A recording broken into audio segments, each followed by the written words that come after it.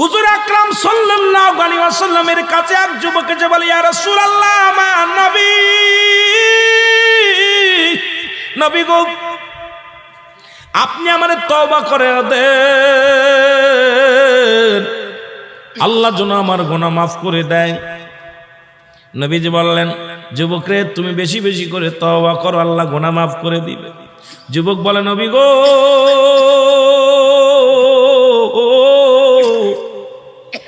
আমার বিশ্বাস আমি তওবা করলে আমার আল্লাহ মাফ করবে না, আমার আল্লাহ আমারে ক্ষমা করবে না। নবী বলে, যুবক রে, তুমি তওবা করো, তওবাকারীকে আল্লাহ পছন্দ করে, ভালোবাসেন। যুবক বলে, নবী গো, আপনি আমার চেনেন না, আপনি আমার কথা মনে হয় শোনেন নাই। নবীজি বললেন, তুমি কে গো? যুবক বলি, ইয়া রাসূলুল্লাহ, ইয়া হাবিবাল্লাহ, আপনি কি জানেন না মক্কা মদিনার জমিনে, মক্কা মদিনার জমিনে যত কবর দেয়া হয়, এই কবর থেকে লাশ কাপনের কাপড় চুরি হয়ে যায়। নবী গো, আপনি কি জানেন না? নবী কয়, হ্যাঁ আমি জানি, কাপনের কাপড় চুরি হয়। এর চাইতে কষ্ট থাকতে পারে? নবী চোখের পানি ছেড়ে বলল, যুবক রে, মানুষ যাবার পরে 3 টুকরা কাপড় মাত্র সঙ্গী। যুবক বলি, ইয়া রাসূলুল্লাহ, ইয়া হাবিবাল্লাহ, নবী গো, মক্কা মদিনার জমিনে যত কাপনের কাপড় চুরি হয়েছে, ওই কাপনের কাপড় চুরি করেছি আমি, নবী গো, আমি সেই যুবক, কাপনের কাপড় চুরি করা যুবক। আল্লাহু আকবার। আল্লাহর নবী ডাকতে বলে, যুবক রে, ও যুবক, শুনে নাও, তুমি কেমনে এই কাজটা করলা? তুমি মানুষের কাপনের কাপড় চুরি করলা। এ যুবক, দুনিয়ার মধ্যে কি আর কোনো কাজ পাও নাই? যুবক বলে, ইয়া রাসূলুল্লাহ, ইয়া হাবিবাল্লাহ, নবী গো, ও মায়ার নবী, আমি ভুল করেছি, আমারে আপনি তওবা করে দিন, আল্লাহ যেন আমারে মাফ করে দেয়। যুবক বলেন, আল্লাহর নবী বলে, যুবক রে, তুমি তওবা করো, তওবা করলে আল্লাহ মাফ করে দিবে। যুবক বলে, নবী গো,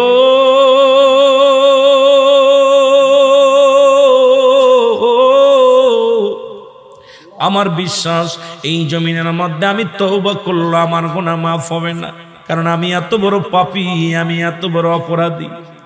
আল্লাহর নবী কয়, যুবক রে, তুমি তওবা করো, তওবা করলে আল্লাহ তোমারে মাফ করে দিবে। যুবক বলে, নবী গো, মায়ের নবী, আমার মতো পাপীরা আমার আল্লাহ ক্ষমা করবে না। আল্লাহর নবী বলে, যুবক রে, তুমি তওবা করো, তোমারে মাফ করে দিবে আমার আল্লাহ। যুবক বলে, নবী গো, আমি শুধু কাপনের কাপড় চুরি করি নাই, নবী গো, মক্কা মদিনা অনেক দিন যাবত মানুষ মরে না, অনেক দিন যাবত মানুষ ইন্তেকাল করে না, আমিও কাপনের কাপড় চুরি করতে পারি না, আমার ব্যবসাটাও ভালো হয় না। হঠাৎ শুনতে পারলাম পার্শ্ববর্তী এলাকার মধ্যে একটা মহিলা মারা গেছে, সুন্দরী এক যুবতী মারা গেছে। আমি দৌড়ে গেলাম, নিজে তার জানাজায় শরীক হলাম, দাফনে শরীক হলাম। সারাদিন অপেক্ষা আছি কখন রাত নেমে আসবে, কাপনের কাপড় চুরি করব। সব মানুষ যখন রাত্রে খাওয়া দাওয়া করে নির্জুম হয়ে গেল, আমি আস্তে আস্তে করে গোরস্থানে ঢুকলাম। গোরস্থানে ঢুকিয়া আস্তে আস্তে করে কবরের মাটিগুলো সরাইলাম। কবরের মাটি খুঁড়িয়া, নবী গো, আল্লাহর নবী ডাকতে বলে, যুবক, তুমি কি শুনাইলা? যুবক বলে, মায়ার নবী গো,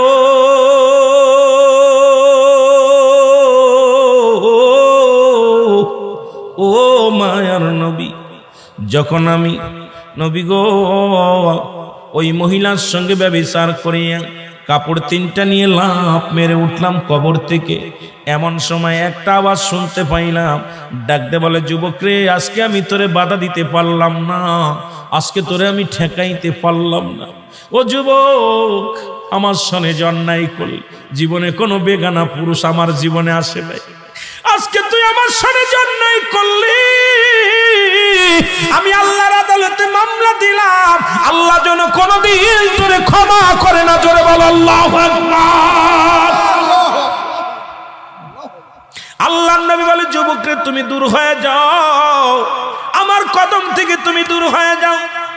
এত বড় অপরাধ তুমি করছো, এত বড় অন্যায় তুমি করছো, আমার কদম থেকে দূর হয়ে যাও। যুবক বলে নবী গো, আপনি রহমতের নবী, আমারে দূরে ফেলে দিবেন না। মার নবী, আমি শুনেছি আদম নবীর কাছ থেকে ঈসা নবী, ঈসা নবীর কাছ থেকে ইব্রাহিম নবী, ইব্রাহিম নবীর থেকে মুসা নবী, সব নবীর থেকে অপারগতা করবে, একমাত্র আপনি হবেন উম্মতের কান্ডারি। নবী গো, আপনি হলেন একমাত্র দরদি, আপনার কদম থেকে যদি আমার ফিরাইয়া দেন, কোথায় যাবো রে নবী, কোথায় যে হাত পাতবো, কোথায় যে সাহায্য পাইব? আমার নবী বলে দূর হয়ে যাও, তোমার মুখটা আমি দেখতে চাই না। চলে গেলেন যুবক কাঁদতে কাঁদতে, একটা দিন নয়, দুটি দিন নয়, 40টা দিন চোখের পানি ছেড়ে কান্দে। গাছের লতা পাতা খায়, গায়ের মধ্যে পোকা হয়ে গেছে, চোখের পানি পড়তে পড়তে চলের মধ্যে গা হয়ে গেছে। আমার দাদু ভাইয়েরা, ও আমার দরদি বন্ধুরা, শুনেন, সমস্ত গায়ের মধ্যে পোকা হয়ে গেছে, কঙ্কাল হয়ে গেছে, দেহখানা শুকাইয়া কান্দে আর বলে আল্লাহ তুমি আমার মাফ করে দাও, আমি পাপী, আমি অপরাধী, আমার তুমি মাফ করে দাও, কবরে কান্দায়ও না। আল্লাহ, মানুষের প্রথম বিপদ হলো মরণ, দ্বিতীয় বিপদ হলো কবর, তৃতীয় বিপদ হলো কিয়ামতের ময়দান। আল্লাহ, একটার চাইতে একটা বড় বিপদ, তুমি আমারে মাফ করে দাও, আমারে তুমি ক্ষমা করে দাও আল্লাহ, ও আল্লাহ তুমি আমারে মাফ করে দাও। কানতে কানতে যুবকের দেহখানা কঙ্কাল হয়ে গেলেন। এলহাম আলো যুবকের, আর কান্দিস না, তোর চোখের পানি আল্লাহ সইতে পারে না। যিনি আসমান জমিনের মালিক, এই ভূখণ্ডের মালিক, যিনি চূর্ণ বিচ্ছিন্ন করে দিবে জমিনটা, আল্লাহ বলে কুল্লু মান আলাইহা ফান, সব কিছু শেষ করে দিবে আমার আল্লাহ। আল্লাহ বলে বান্দারে, এই জমিনটা চূর্ণ বিচ্ছিন্ন করে দিব আমি,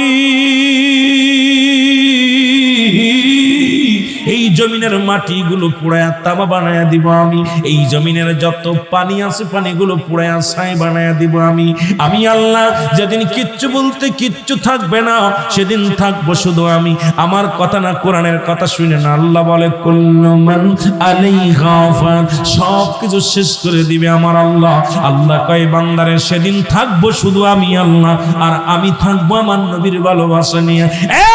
বন্ধুরা, তেলের কান্ডা লাগে শুই না লাও গো, আজকে সেই আসমান জমিনের মালিক যিনি, তার কাছে ফিরে যাব আমি। জোরে বলেন ঠিক কিনা? এ দরদি বান্দা শুনে নাও, যুবক কাঁদতে কাঁদতে রাসূলুল্লাহর কদমের মধ্যে হাজির হয়ে গেছে গো। নবীজি বলে যুবক রে, তুমি আবার কেন আমার কাছে আসলেন? যুবক বলে নবী গো, আমি আপনার কদমের মধ্যে আসছি, আপনি আমারে আবার তওবা করে দেন, আমার কোথাও যাওয়ার জায়গা নাই। নবী বলেন যুবক রে, তুমি আবার কেন আসছো? আমার জিবরিল আমিন ডাক দে কয় নবী গো, যুবকরে আর কান্দায়েন না। যুবকের চোখের পানি পড়ে গা হয়ে গেছে, চৌলের মধ্যে ঘা, গায়ের মধ্যে ঘা, দেহখানা শুকায়া শুকায়া হাড্ডি হয়ে গেছে। নবী গো, এই যুবকরে আপনি ক্ষমা করে দেন। আমার নবী বলে যুবকরে তুই তওবা কর। নবীজির কদমে তওবা করলে, আমার ভাইরা তওবা করে মাফ চাইলেন। আজকে আমরা এত অন্যায় করেছি, একবার বসে চিন্তা করে, আজকে আমাদের পাপের কথা যদি আমাদের ছেলেরা জানতো, ছেলেরা জীবনেও বাবা বলে ডাকতো না। আপনার পাপের কথা যদি আপনার বিবি জানে, জীবনে আপনার বউ আপনার ঘর করবে না। বিবি বলবে স্বামীরে, তুমি আমার তালাক দিয়ে দাও, আমি তোমার সাথে আর থাকবো না, এক ছাদের নিচেই থাকবো না।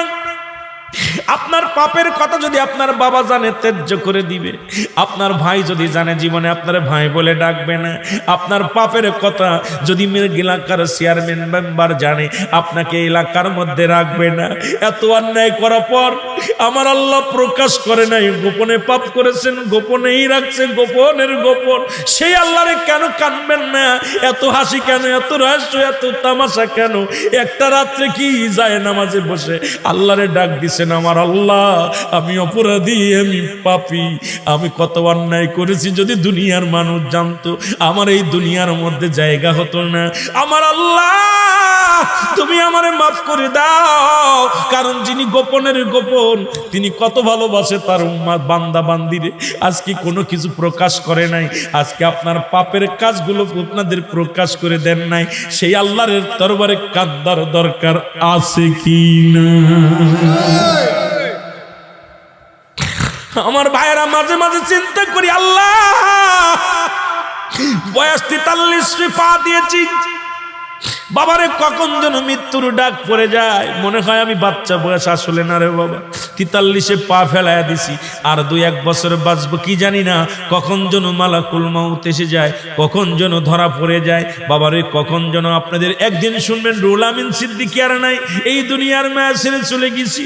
ওই যেদিন মসজিদের মাইকেল খাম পড়ে যাবে, আমার ছোট্ট একটা বাচ্চা আছে, আল্লাহ এই ছেলেটা একটা গজল গায়, আমার বারবার মনে পড়ে, হঠাৎ যদি যাই মরিয়া পাড়া পড়শি বীর করিয়া দেখিতে আসিবে সবে আমার মরা লাশ।